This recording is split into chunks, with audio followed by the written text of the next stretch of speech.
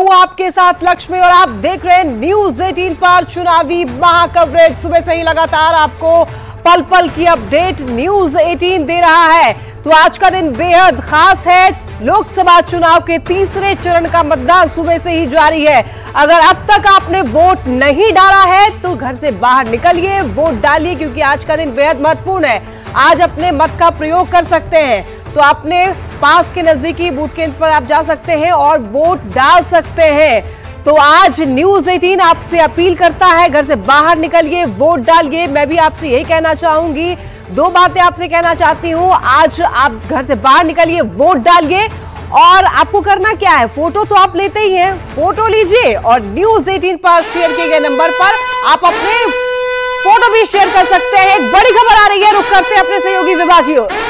लक्ष्मी, तो ये बड़ी खबर इस वक्त जंगल राज के आरोपों पर लालू प्रसाद ने बड़ा बयान दिया है। लालू प्रसाद ने कहा है कि पीएम मोदी लोगों को भड़का रहे हैं। उन्होंने ओबीसी आरक्षण में कटौती कर मुसलमानों को देने के आरोपों पर जवाब दिया है। लालू प्रसाद ने कहा कि मुसलमानों को आरक्षण मिलना ही चाहिए।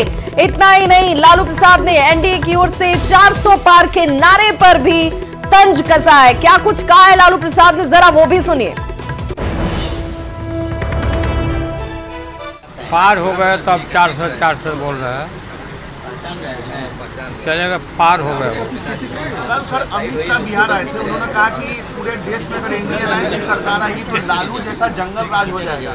हाँ, जंगल राज हो जाएगा। भड़का रहे हैं भड़काने आए थे, डर के मारे इतना डर गए हैं कि भड़का रहे। प्रधानमंत्री जब आते हैं तो ये कहते हैं कि लालू जी कांग्रेस आएंगे साथ में, तो वो लोग धर्म के आधार पर आरक्षण देंगे और सबका जमीन ले लेंगे, संपत्ति ले लेंगे। आरक्षण के पक्षधर है ना वो तो संविधान को ख़त्म करना चाहते हैं, लोकतंत्र को ख़त्म करना चाहते हैं। ये इस बात को जनता के जहन में सारी बात आ गई है, तो इस तरह की बात बदल कह रहे हैं कि मुसलमानों को आप लोग आरक्षण दे रहे हैं, ओबीसी का लेकर मुसलमानों को दे रहे हैं। रिजर्वेशन तो मिलना चाहिए मुसलमानों को पूरा। तो वहीं प्रधानमंत्री नरेंद्र मोदी ने आरक्षण को लेकर विपक्ष पर फिर से बड़ा हमला किया है। प्रधानमंत्री नरेंद्र मोदी ने कहा कि कर्नाटक में रातों रात मुसलमानों को ओबीसी बनाया गया और पूरे देश में यही मॉडल लागू करना चाहती है कांग्रेस।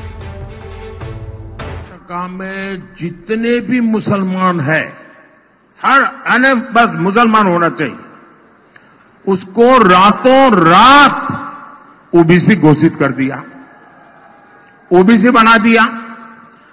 अब इसका मतलब क्या हुआ कि जो ओबीसी को आरक्षण मिलता था 27%, ये रातों रात ओबीसी बन गए, तो उन्होंने ऐसा डाका डाला कि जो पहले से जो ओबीसी है उनके नसीब में था वो भी आधे से कम हो गया।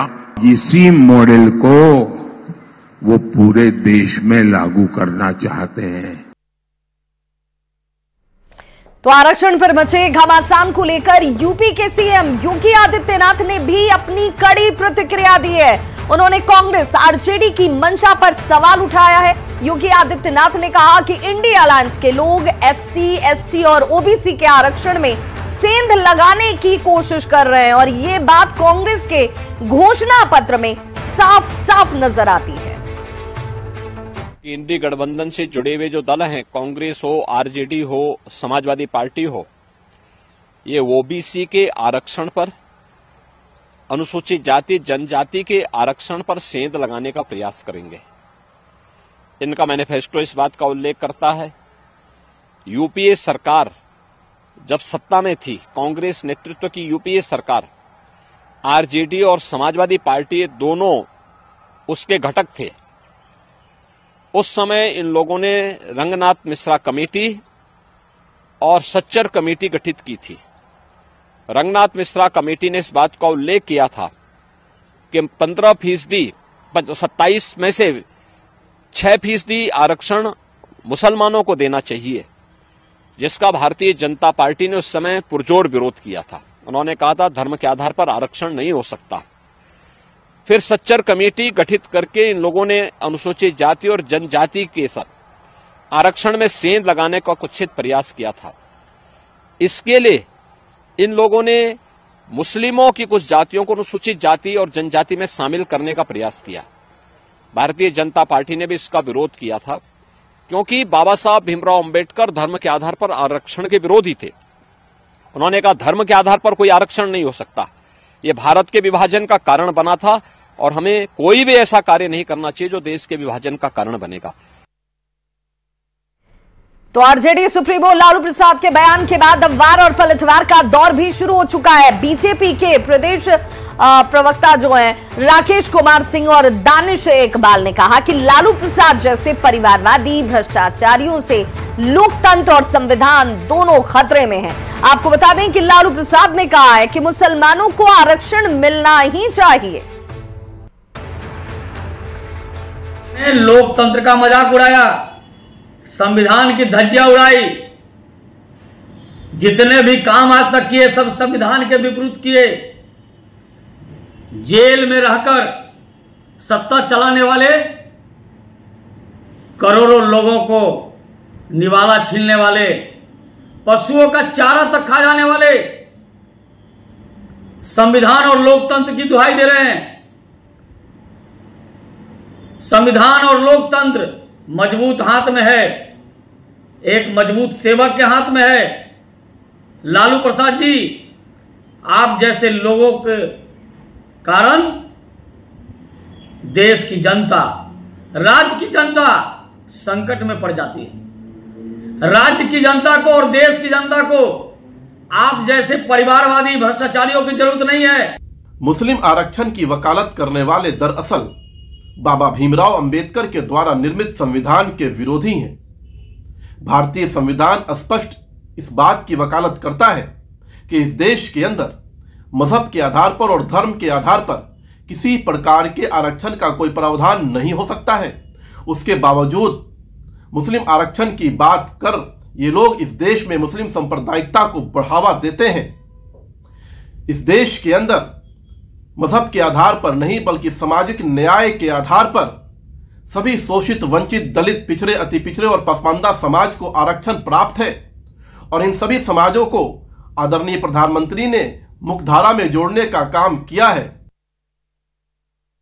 तो देखिए, लालू प्रसाद की तरफ से मुसलमानों को आरक्षण दिए जाने की वकालत की जाती है और जैसे ही ये बयान लालू प्रसाद की तरफ से आता है उसके बाद इस पर राजनीति जो है वो तेज हो जाती है। बिहार के दोनों डिप्टी सीएम सम्राट चौधरी ने लालू प्रसाद पर पलटवार किया है, तो वहीं जेडीयू के एमएलसी हैं खालिद अनवर, उन्होंने कहा कि आरक्षण के नाम पर मुसलमानों को बरगलाया जा रहा है। जब स्वयं मुख्यमंत्री थे इन्होंने आरक्षण में मुसलमानों को डालकर धार्मिक उन्माद फैलाने का काम। लालू यादव ने कहा जंगल राज की बात करके बिहार के लोगों को डरा रहे हैं अमित शाह यहाँ के। ये तो आतंक वो स्वयं जानते हैं। 15 साल मुख्यमंत्री रहे, बिहार के लोग सबसे ज्यादा त्रस्त रहे। बिहार का डेवलपमेंट खत्म हो गया, बिहार में रूल ऑफ लॉ खत्म हो गया।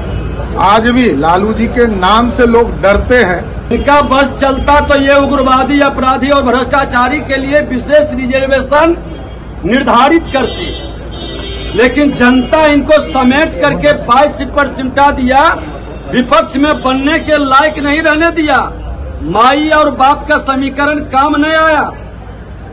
ऐसे लोग बिहारी को लज्जित और अपमानित किए हैं और इस मानसिकता के लोग बिहार के कभी हितैषी नहीं हो सकते। जंगल राज नहीं, वो तो प्रधानमंत्री नरेंद्र मोदी जी और मुख्यमंत्री नीतीश कुमार जी को बिहार की जनता धन्यवाद दे रही है।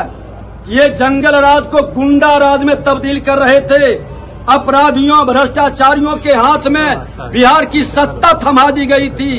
जो जातियां, जो कम्युनिटी पिछड़ी है उसको आरक्षण मिलेगा, चाहे वो मुस्लिम हो, हिंदू हो, दलित हो, ईसाई हो, बैकवर्ड हो, फॉरवर्ड हो, जो भी पिछड़ा है। इसीलिए ईडब्ल्यूएस के तहत आरक्षण दिया गया और ईबीसी, ओबीसी में जो पिछड़ी जातियां उनको आरक्षण दिया गया है। तो ये कहना कि धर्म के नाम पे आरक्षण होगा, ये दरअसल वर्गलाना है। किसी न किसी कम्युनिटी को, मुसलमानों को वर्गलाने की कोशिश हो रही है। मुसलमानों को जो पिछड़ी जाति है उनको आरक्षण पहले से मिल रहा है, आगे भी मिलता रहेगा। और इसमें कोई रुकावट और बाधा नहीं हो सकता है। तो देखिए 12 राज्यों की 93 लोकसभा सीटों पर सुबह 7 बजे से ही तीसरे चरण में लोग अपने मताधिकार का इस्तेमाल कर रहे हैं और न्यूज 18 भी लगातार आपसे ये अपील कर रहा है कि आप अपना वोट जरूर दें। वोट देकर लोकतंत्र को मजबूत और खूबसूरत बनाएं, उसमें अपनी भागीदारी को सुनिश्चित करें। और चलिए अब आपको सीधे लिए चलते हैं अपनी सहयोगी लक्ष्मी के पास। तो बिल्कुल आज सुबह से ही वोटिंग जारी है और आपको बता दें कि बिहार में 5 लोकसभा सीटों पर वोटिंग हो रही है। लोकसभा चुनाव के तीसरे चरण में मतदान हो रहा है और ऐसे में अगर आपने अभी तक वोट नहीं डाला है तो घर से बाहर निकलिए, वोट डालिए। और आप जब वोट डालने जाते हैं उसके बाद जब एक स्याही लगती है आपकी उंगली पर, आप तो फोटो भी जरूर लेते हैं। तो उस फोटो का आप क्या करेंगे? फोन में रख करके डायरेक्ट शेयर कीजिए न्यूज 18 से और हम आपकी फोटो को टीवी पर दिखाएंगे। तो जो स्क्रीन पर नंबर फ्लैश हो रहा है उस पर आप फोटो अपनी शेयर कर सकते हैं। तो लगातार न्यूज 18 आपको पल पल की अपडेट दे रहा है। सुबह से लगातार आपको अच्छी अच्छी तस्वीरें भी दिखा रहे हैं। मतदान केंद्रों पर हमारे संवाददाता, न्यूज 18 के संवाददाता लगातार बने हुए हैं और साथ ही साथ आपको ये बताते चले कि जहां जहां पर भी से भी तस्वीरें हमारे पास सामने आ रही हैं वोटिंग की, वो भी न्यूज 18 लगातार दिखा रहा है। तो देखिए पूर्व मुख्यमंत्री राबड़ी देवी ने वोटिंग को लेकर दावा किया है कि महागठबंधन के पक्ष में वोट पड़ रहा है। वही पीएम मोदी की ओर से 400 पार का नारा दिए जाने पर राबड़ी देवी ने कहा है कि ये लोग हमेशा नारा लगाते हैं। बहुत अच्छे, बहुत अच्छे, महागठबंधन जीतेगा। भारती जी मैदान में है। मैडम रोहिणी आचार्य और मीशा भारती मैदान में सब जीत रही है। क्या सर?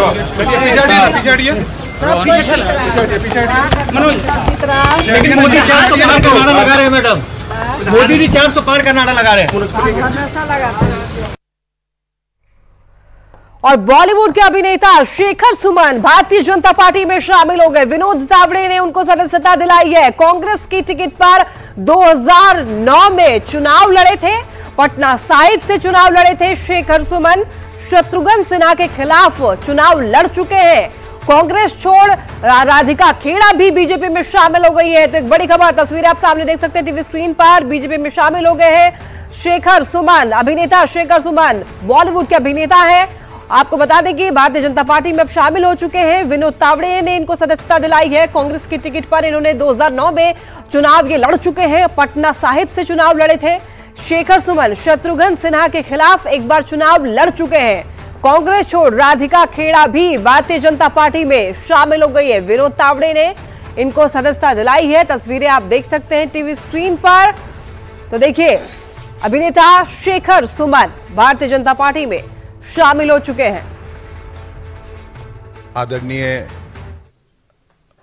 मोदी जी के सानिध्य में जो हमारा देश पिछले 10 सालों से गतिशील है, विकासशील है, जहां अवस्था भी बदल रही है, व्यवस्था भी बदल रही है, तकदीर भी बदल रही है, तस्वीर भी बदल रही है, दशा भी बदल रही है और दिशा भी बदल रही है, उसमें शामिल होना, उस प्रवाह में, उस ऊर्जा में हर हिंदुस्तानी का फर्ज है। और उसके लिए जरूरी हो जाता है कि जो ताकतें हैं, जो करना चाहती हैं, उनका आप हाथ बटाएं। भले ही आप एक अदने से इंसान हैं, लेकिन वो कहते हैं कि बूंद बूंद से सागर बनता है। और मैं अपने आप को खुशकिस्मत समझता हूं कि मुझे ये मौका मिला है। नेता प्रतिपक्ष तेजस्वी यादव ने आईजीएमएस हॉस्पिटल में एमआरआई करवाया है। उनकी कमर में पिछले 10 दिन से दर्द बताया जा रहा है और वो पिछले 4 दिनों से असहनीय हो गया था। तो कभी मंच और कभी हेलीकॉप्टर में चढ़ते उतरते या किसी ऊबड़ खाबड़ जगह पर पैर का असंतुलन बिगड़ने से ऐसा हुआ है। तस्वीरें आप ये देख सकते हैं। देखिए पिछले 10 दिनों से तेजस्वी यादव के कमर में दर्द बताया जा रहा है। तेजस्वी यादव ने आईजीएमएस हॉस्पिटल में एमआरआई करवाया है। ऐसा बताया जा रहा है कि लगातार कैंपेनिंग के दौरान कभी मंच पर, कभी हेलीकॉप्टर में चढ़ते उतरते या फिर किसी उबड़ खाबड़ जगह पर पैर का संतुलन बिगड़ने की वजह से ऐसा हुआ है। इसके बाद वो डॉक्टर की निगरानी में है। देख सकते हैं आप तेजस्वी यादव की तबीयत, फिलहाल खबर सामने आई है कि तेजस्वी यादव की तबीयत फिलहाल खराब चल रही है, हॉस्पिटल में जाकर के MRI कराई है। तो देखिए लगातार चुनावी खबरें भी आपको दिखा रहे हैं और न्यूज़ 18 आपसे अपील करता है कि घर से बाहर निकलिए, वोट डालिए। एक बड़ी खबर सामने आ रही है, रुक करते हैं सहयोगी विभाग की ओर। बिल्कुल, तो बड़ी खबर इस वक्त राजधानी रांची से आ रही है, जहां संजीव लाल और जहांगीर की कोर्ट में पेशी की गई है। ईडी ने 10 दिन का रिमांड मांगा है और कोर्ट से 6 दिन के रिमांड की अवधि प्राप्त हुई है। ईडी को 13 मई तक का समय दिया गया है, यानी कि कल से ये रिमांड की जो समय सीमा है दोनों को लेकर शुरू हो जाएगी। दोनों को आज जेल भेज दिया गया है, लेकिन 10 दिन की रिमांड की अवधि मांगी गई थी। और ये देख लीजिए, ये वो रकम है जो बरामद होती है घर से। 35 करोड़ पहले, फिर 1.5 करोड़ के राशि, वो भी कैश में। और इसके बाद से ये परेशानियां जो है इस रूप में संजीव लाल की सामने आने लगती है, जहांगीर की सामने आने लगती है। ईडी में को 13 मई तक का समय मिला है अब पूछताछ करने के लिए। और संवाददाता ओम प्रकाश हमारे साथ इस वक्त ज्यादा जानकारी के साथ जुड़ गए। ओम प्रकाश, अब इन 6 दिनों में ईडी हर संभव कोशिश करेगी इससे जुड़े तमाम दूसरे तारों तक पहुंचने की। जी बिल्कुल, जिस तरह से ईडी के द्वारा सोमवार को जो रेड कंडक्ट की गई उसमें जो कैश की रिकवरी हुई, तो साथ ही कई अहम सुराग जो हैं वो ईडी को मिले। और उसी फहरिस्त को देखते हुए आज जो है वो 5 लोकेशन पर ईडी की टीम के द्वारा फिर एक बार दबिश दी जा रही है और फिर एक बार नोटों का पहाड़ जो है वो धीरे धीरे निकलता हुआ नजर आ रहा है। साफ तौर से इस वक्त हम बता दें कि रांची के हटिया इलाके में जो छापेमारी हुई है वहां से 1.5 करोड़ की नकदी बरामद हुई है। ये लोग कौन हैं? ये लोग वो लोग हैं जो संजीव लाल को कैश मुहैया कराते थे। ये सोर्सेज हैं और उन सोर्सेज तक अब जो है वो ईडी की टीम पहुंच गई है और तमाम चीजों को खंगाल रही है। तो इन 6 दिनों में जो कल से रिमांड अवधि शुरू होगी उसके बाद से संजीव लाल और जहांगीर से जो पूछताछ होगी उसमें कई राज सामने आएंगे, न सिर्फ छोटे राज बल्कि बड़े राज भी, और वो सफेद पोश भी जिनके माध्यम से तमाम कैश जो है वो कहा जाए तो भ्रष्टाचार की जड़ें जो हैं वो फैलती जा रही हैं, उन पर नकेल कसी जाएगी। तो अब जो कल से पूछताछ का सिलसिला है वो शुरू होगा और इस फहरिस्त में ओम प्रकाश, क्या हम ये भी मानकर चलें कि जब पूछताछ होगी तो इस दौरान ईडी तमाम उन शंकाओं को भी दूर करने की कोशिश करेगी, जिसमें यह भी कहा जा रहा है कि जो रकम बरामद हुई है चाहे वो जिसके पास से हुई हो, लेकिन ये रकम किसकी है, इसका इस्तेमाल किस रूप में किया जा रहा था या आगे किया जाता, ये तमाम सवाल जो है इनसे पूछे जाएंगे। बिल्कुल, सोर्सेज की जानकारी जरूर लेगी ईडी और कल से इसी जानकारी को जुटाने में ईडी की टीम भी लगी हुई थी। हालांकि कुछ जानकारियां जो हमारे सूत्र बताते हैं ईडी को मिली है और इसी फहरिस्त में जब पूछताछ का सिलसिला शुरू होगा और जो साक्ष्य जो कहा जाए तो जो दस्तावेज और जो डिजिटल इक्विपमेंट्स जो वहां से बरामद हुए हैं उन गैजेट से भी कई जानकारियां जो हैं वो छनकर सामने आ रही हैं, तो उन तमाम चीजों को जोड़ा जाएगा। ओम प्रकाश हमारे साथ बने रही। एक और बड़ी खबर रांची से ही खबर है, कई इलाके में ईडी की दबिश इस वक्त भी जारी है। संजीव सिंह के घर से कैश की बरामदगी होती है, करीब 1.5 करोड़ रुपए ये कैश अमाउंट हो सकते हैं। हालांकि अभी भी जो गिनती है नोटों की वो की जा रही है, मशीन का इस्तेमाल करते हुए इन रकम को गिनने का काम किया जा रहा है, लेकिन तकरीबन 1.5 करोड़ के आसपास की राशि बताई जा रही है। और ये देखिए कि ये जो कार्रवाई है ईडी की तरफ से ये एक साथ 3 से 4 लोकेशंस पर होती हुई राजधानी रांची में और एक के बाद एक रकम की बरामदगी, बिल्कुल एक पहाड़ जो है रुपयों का एक ढेर जो है वो इन लोगों के घरों से बरामद होता है। और ऐसे में ये कार्रवाई ईडी की तरफ से जब की जा रही है तो 6 दिनों की रिमांड भी ईडी को हासिल हो चुकी है और ये माना जा रहा है कि जिन 2 लोगों को गिरफ्त में लिया गया है अब उनसे गहनता से पूछताछ इस 6 दिन के अंदर की जाएगी। ओम प्रकाश, बहुत बहुत शुक्रिया तमाम जानकारी के लिए। तो एक छोटा अंतराल, फौरन होंगे वापस, लेकिन ब्रेक पर जाते जाते एक वोट अपील आपसे जरूर कि भाई सबसे पहले जाकर वोट कास्ट कीजिए, लोकतंत्र में अपनी भागीदारी को सुनिश्चित कीजिए।